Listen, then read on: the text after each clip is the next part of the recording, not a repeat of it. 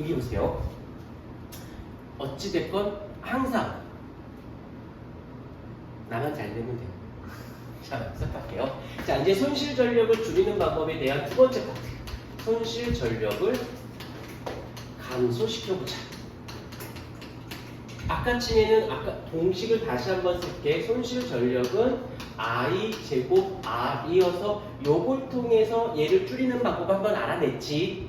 그러면 이제 저항에 대한 줄이면 저항을 또 두 번째 패턴으로는 저항을 어떻게 하면 저항을 감소시키면 손실 전력도 줄어드는 거 인정하겠습니까? 자, 그러면 저항에 대해서 조금 알고 시간이 벌써 편해. 저항에 대해서 좀 알고 가고 싶다. 저항은 무엇이야? 방해하는 거죠. 자, 여기서 한번 여기 저항을 구하는 공식 중에 하나가 비저항의 단면적 분의 도선의 길이 써줄게요. 이 얘를 로오라고 읽는데 비저항이라고 읽어요. 비저항. 그 다음에 얘가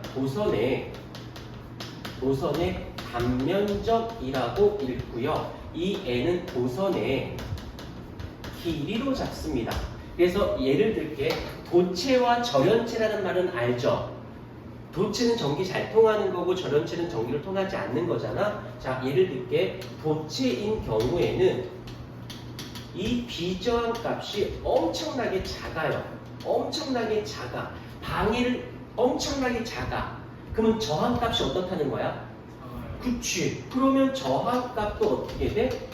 작아요. 그러니 어떻게 전류는 아주 잘 흐르지 않을까? 맞습니까? 오케이. 그 다음에 여기서 절연체를 생각해보자.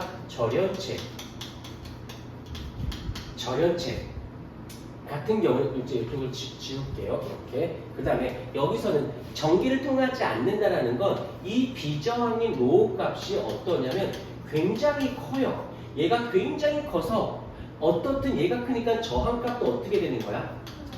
덩달아 커질 수밖에 없겠지요. 오케이. 일단 요거 얘기됐고, 도선의 길이가 길면 여기서부터 여기까지 가는 동안 방해받는 정도, 여기서부터 저기까지 가는 동안 방해받는 정도는 어떨까? 저항하고 도선의 길이는 비례하지 않을까? 길 멀면 멀수록 어떻게 방해는 많이 받겠지. 오케이. 두 번째 저항하고 단면적, 얇은 애가 가야 되는데 얇은 줄을 갔을 때 두꺼운 줄을 갔을 때 누가 더 방해를 많이 받을까? 얇은 애가 아무래도 좁으니까 방해를 더 많이 받겠지. 그래서 어떻게 돼? 반비례 관계가 이렇게 형성이 되어질 거예요. 그렇다면 여기서 보자. 아, 내가 중요한 건 뭐야? 손실 전력을 줄이고 싶어. 손실 전력을 줄이는 방법은 아까 요거 했으니까 두 번째는 저항 값을 어떻게 하면 되는 것이니 감소시켜요. 그러면 어떻게 돼? 손실 전력이 줄어들어서 나한테 들어오는 양이 상대적으로 많겠지. 이해됐어? 그러면 여기서 가자. 손실 전력을 줄이는 요 세 가지, 요 공식을 통해서 외우는 게 아니라 패턴을 보자. 첫 번째, 비저항을 어떻게 줘야 돼? 비저항 큰 거 해야 돼? 작은 거 해야 돼? 비저항을 작은 거 하면 저항이 작아지겠지. 그래서 비저항이 작은 물질로 어떻게 도선으로 사용해 주면 좋겠지. 맞아요?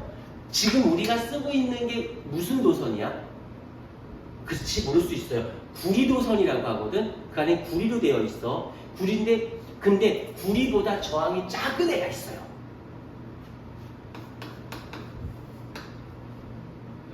맞아요. 그쵸. 비싸도 하겠다고 하면 해자. 근데 금 다음에 귀한 게 뭐야? 은이지. 너희들 잘 모르겠지만 국도 같은 데 이런 데 보면 이렇게 가드라인 같은 거 보이지? 그거 알루미늄으로 되어 있거든? 잘 모르겠지만 좀 가다 보면 종종 어디 일부가 빠져 있거나 없는 데가 있을 수 있어. 열의 열은 누가 가져간 거야? 그거 절도야. 너 혹시 가다가 은행나무 본 적 있니? 은행나무에 은행이 막 열려있지? 그게 떨어질 수도 있지 않니? 그럼 떨어진 걸 주웠어. 그럼 괜찮다? 근데 여기 있는 걸 뜯었어. 절도죄야. 100만 원 이하의 벌금형이야. 알루미늄을 떼간다. 근데 이거라면 난 이거 해. 안 걸리면 되잖아. 그러니까 어떻게 돼? CCTV가 없고 외진 곳에 그런 걸 떼간다고 해요. 그러니까 이걸 쓰면은 좋긴 한데 뭐야? 단점이 뭐야? 비싸. 그러니까 얘는 이걸 사용하는 건 현실성이 없는 거죠. 자, 이제 두 번째로 가자. 두 번째는 뭘로 할까? 도선의 길이, small l.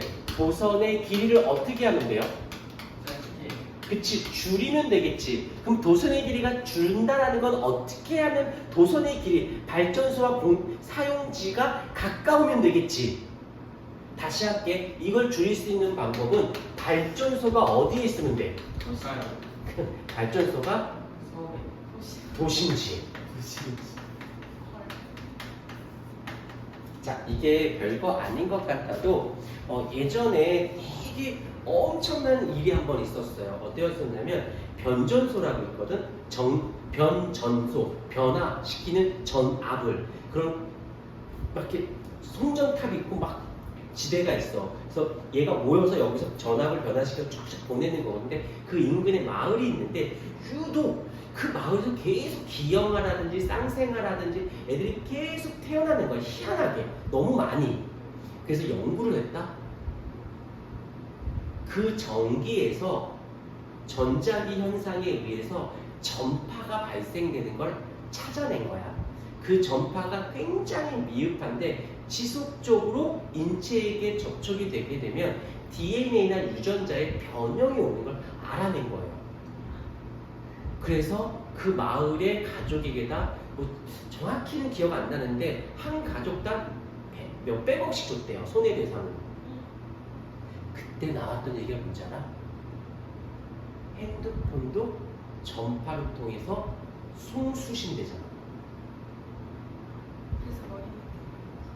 그래서 핸드폰을 과도하게 사용하면 시력도 그다음에 뭐 여러 가지 미흡하지만 당장은 근데 웃긴 거 너희와 나는 다를 수 있어요.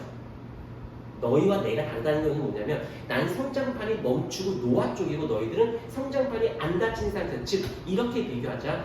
혹시 도자기 대충 알지? 진흙으로 찰흙으로 되어 있잖아. 근데 처음에 어떻게 디자인을 이렇게 하지 않니? 그다음에 어떻게 초벌 한번 살짝 구워서 딱딱하게 해. 그런 다음에 거기다가 다시 칼이나 이런 걸로 문양을 내고 이렇게 왁스 같은 걸로 한 다음에 다시 한번 구워. 그러니까 너희와 내가 성장기와 나의 차이는 뭐냐면 너희들은 아직 진흙으로 디자인을 하고 있는 중이야. 살짝만 손대도 디자인이 바뀔 수 있는 시점인 거고 난 성장판이 멈춘 어른들은 한번 초보라고 나온 거야. 심하게만 아니면 대충 긁어내도 형태는 변하지 않아요. 그래서 술, 담배나 이런 것들은 청소년에게 유해. 가끔 이런 얘기. 아니 지들은 하면서 어른들은 되면서 왜 우린 10대는 왜 안 된다고 저럴까? 못 뛰쳐먹었어. 이럴 수 있지. 이 부분 때문인 거야.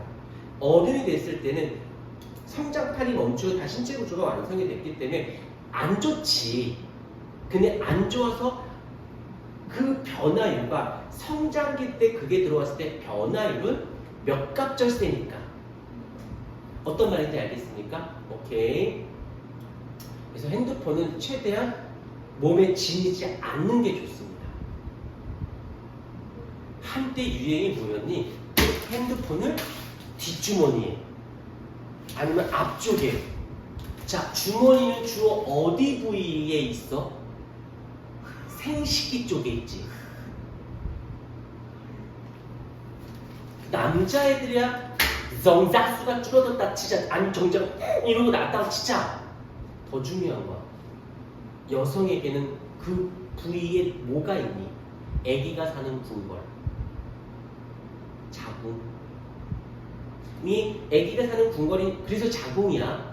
궁자가 그 궁궐이라는 뜻이야. 만들어지고 있는데 전파가 아주 미흡한 애가 들어서 변형을 조금씩만 일으키면 아이가 10개월 동안 살집이 문제가 안 생긴다라고 할 수는 없죠. 핸드폰이 나는 개인적으로 핸드폰이 과히 필요악의 물건인 것 같아.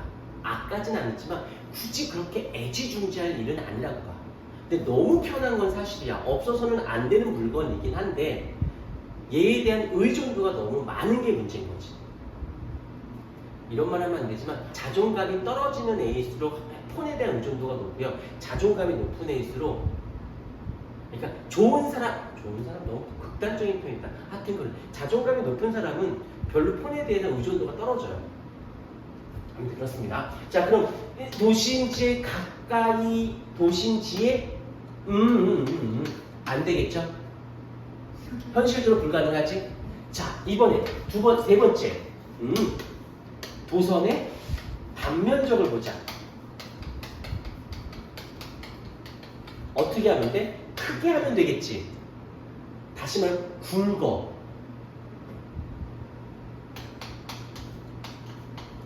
무거워.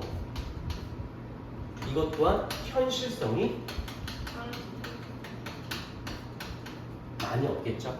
그래서 저항 가지고 하지 않고 대부분은 누굴 갖고 사용한다? 얘를 갖고 사용하는데 가끔 문제상에서 저항의 영향 요걸로 이론적으로는 얘를 작은 걸 쓰거나 가까운 곳에 두거나 단면적이 두꺼운 걸 사용하면 손실 전력을 줄일 수는 있어요 라고 할 수 있다는 거지. 무슨 말인지 이해가 되셨습니까? 오케이.